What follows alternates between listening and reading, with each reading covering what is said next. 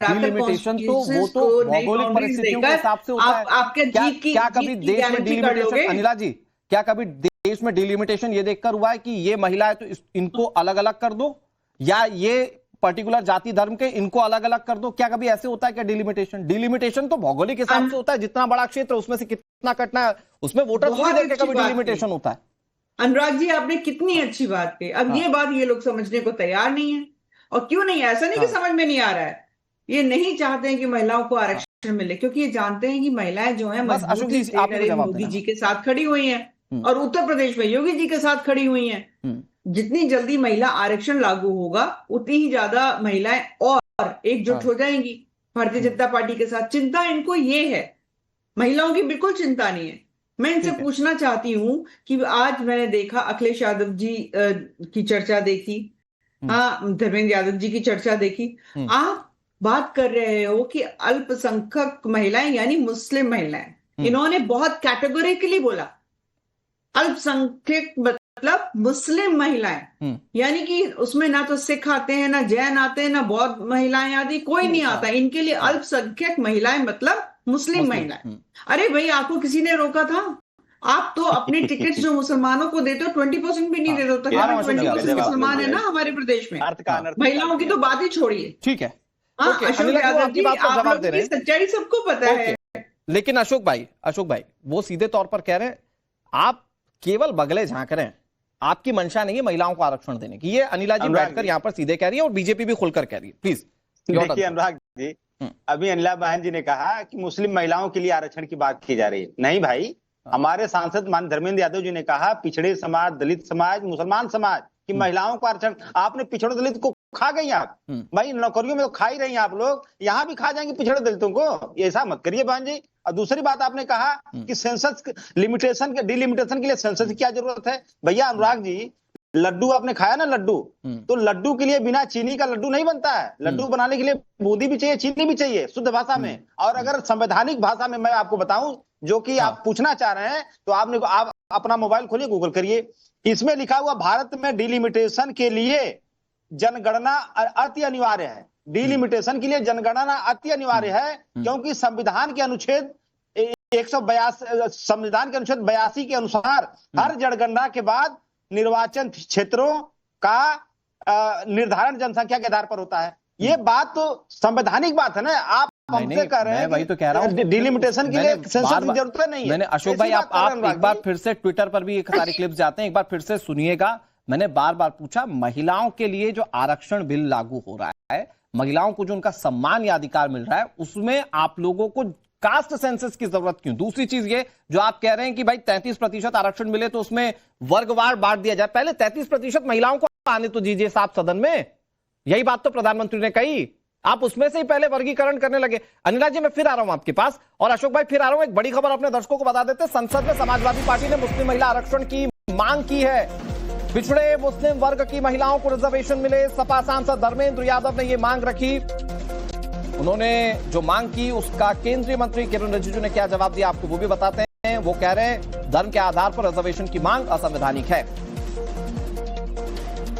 और इस बिल के अंदर जब तक पिछड़े वर्ग की महिलाएं, जब तक मुसलमान भाइयों की महिलाएं नहीं शामिल की जाएंगी, हम समाजवादी लोग इसका साथ नहीं देंगे। और एक बात और स्पष्ट करना चाहता हूं, समाजवादियों से बड़ा महिलाओं का हितैषी इस देश की कोई पार्टी नहीं है। आज भी आपसे ज्यादा प्रतिशत हमारे अंदर महिलाओं की है। इसलिए सभापति जी, आपके माध्यम से सरकार से अनुरोध है कि इस बिल को, संविधान संशोधन बिल को, प्रशिवन बिल को, केंद्र राज्य संशोधन बिल को वापस लिया जाए। मेरा एक बहुत विनम्रता से एक रिक्वेस्ट है, अभी जैसे हमारा समाजवादी ने कहा कि मुस्लिम महिलाओं का आरक्षण होना चाहिए, ये आज संवैधानिक बात इस तरह का रूल 72 में ना बोले। धर्म के नाम पर यह रिजर्वेशन नहीं हो सकता, संविधान में नहीं है, इस तरह का बात ना करें। पूरा देश का महिलाओं के लिए बात करना चाहिए। आप मुस्लिम महिलाओं का क्यों बात करते हैं? ये राजनीतिक है, ऐसा मत कीजिए। अनिला जी, बहुत दिलचस्प है कि विपक्षी पार्टियां जब भी चुनाव लड़ती है वो कहती हैं हम संविधान बचा रहे हैं। इतना तो पढ़ा होगा संविधान में कि धर्म के आधार पर आरक्षण नहीं मिलता, फिर भी संसद के अंदर आज मांग की गई। वही मैं इसीलिए मुस्कुरा रही हूँ। इन्हें अच्छी तरीके से पता है कि कॉन्स्टिट्यूशन में ये लिखा हुआ है कि धर्म के आधार पर और जाति के आधार पर कोई जनगणना नहीं होने वाली है। उसके बावजूद ये इस प्रकार की बातें करते हैं। कॉन्स्टिट्यूशन में लिखा हुआ है कि धर्म के आधार पर कोई आरक्षण नहीं होगा, परंतु फिर भी ये उसकी बात करते हैं। ये वही लोग हैं जो ट्रिपल तलाक को क्रिमिनलाइज हो उससे पलट दिया था। ठीक है, शाहबानों को केवल मात्र एक शायद 300 या 400 रुपए का मासिक भत्ता मिलने वाला था, वो भी इन लोगों ने होने नहीं दिया था। आज ये बहुत बड़े मुसलमान बहनों के हितैषी बहन बैठे हैं, परंतु आज जो संसद में अखिलेश यादव जी ने कहा और धर्मेंद्र यादव जी ने कहा, मैं इनका धन्यवाद करती हूँ। इन्होंने 80% महिलाएं उत्तर प्रदेश में तो एकजुट करवा दी। इन्होंने हमारा काम बहुत आसान करवा दिया है। और मैं भी देखूंगी आने वाले चुनावों में 2027 में भी मैं देखूंगी कि समाजवादी पार्टी कितनी मुस्लिम बहनों को टिकट देती है और कितने मुसलमानों को भी टिकट देती है।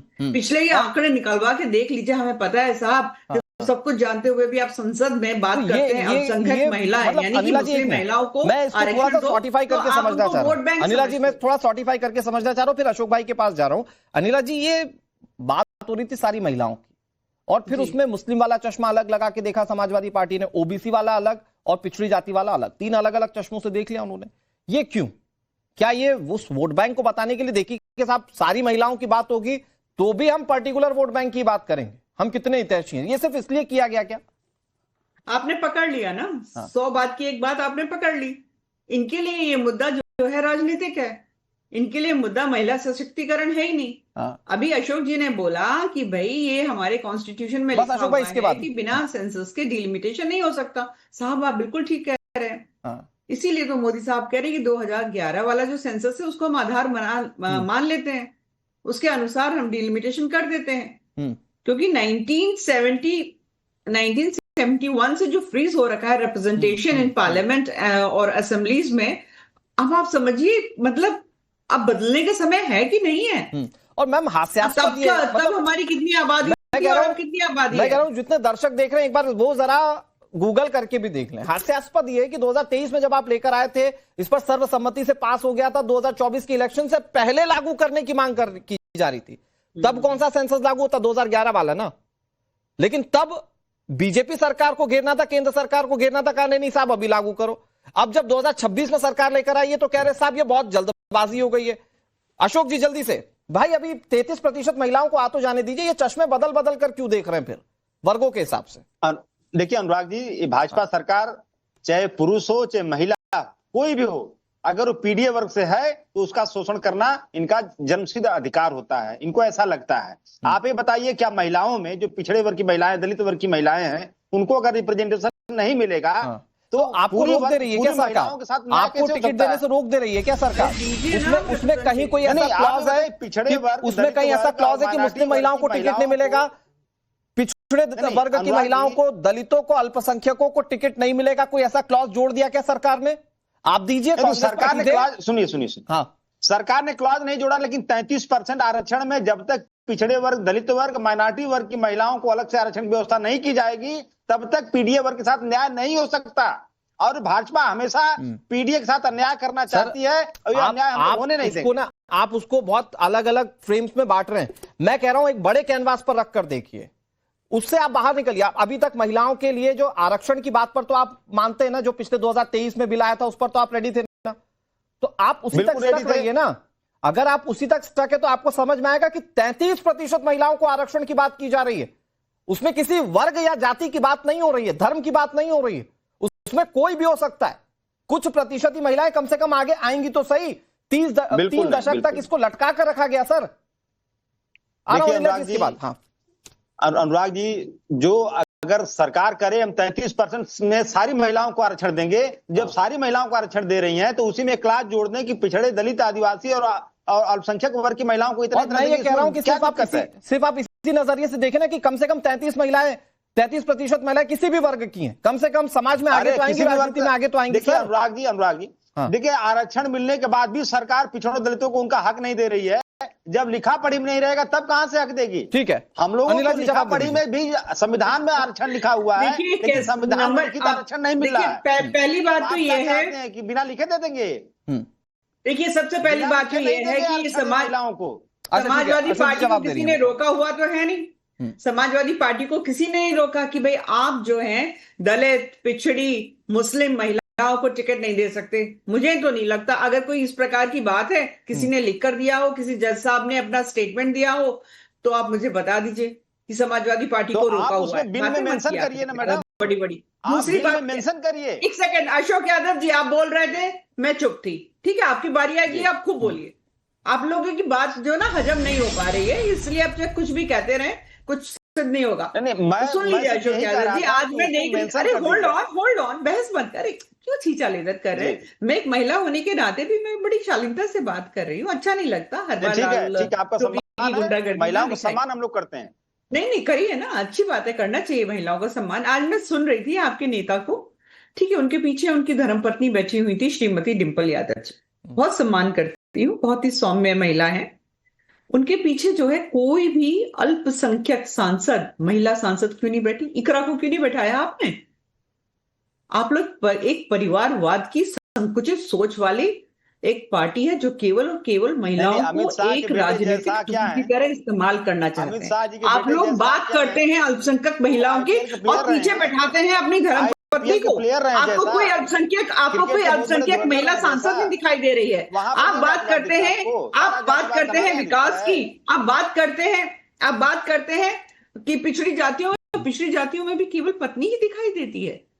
देखिए ऐसा है, ये सब चीजें नहीं चलने वाली है। आप लोग सोचते हो कि वोटर जो है अब जो आप लोग कहोगे वो मान जाएगा। सबके हाथ में स्मार्टफोन है, सबका चिट्ठा सांसद में 20 अशोक यादव जी और 8 दलित।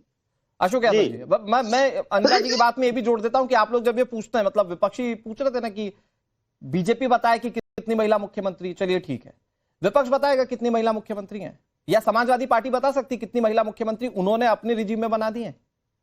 देखिए ऐसा अनुराग जी, हमारी पार्टी एक उत्तर प्रदेश में सिर्फ सरकार में रही है, लेकिन मैं दावे के साथ कह रहा हूं, हमारे 37 सांसद है ना, 37 सांसदों में जितना रिप्रेजेंटेशन महिलाओं का हमारे दल में है, भाजपा के नहीं है। आप कैलकुलेशन करके देख लीजिए, इस बात की गारंटी मैं ले रहा हूं। 37 सांसदों में 20 सांसद हमारे पिछड़े वर्ग से आते हैं, 8 सांसद दलित वर्ग से आते हैं, और महिलाओं का जहां तक संख्या है 5 महिलाएं हमारे पास सांसद हैं। आप बताइए भाजपा क्या उतना परसेंटेज में दे रही है?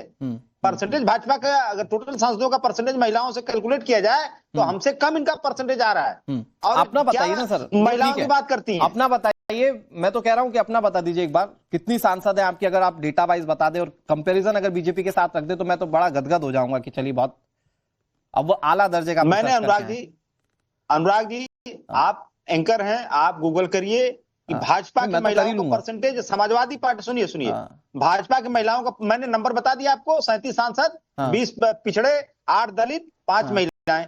आप उसको कैलकुलेट करिए, भाजपा का कैलकुलेट करिए, देखिए किसका संख्या ज्यादा आ रही है।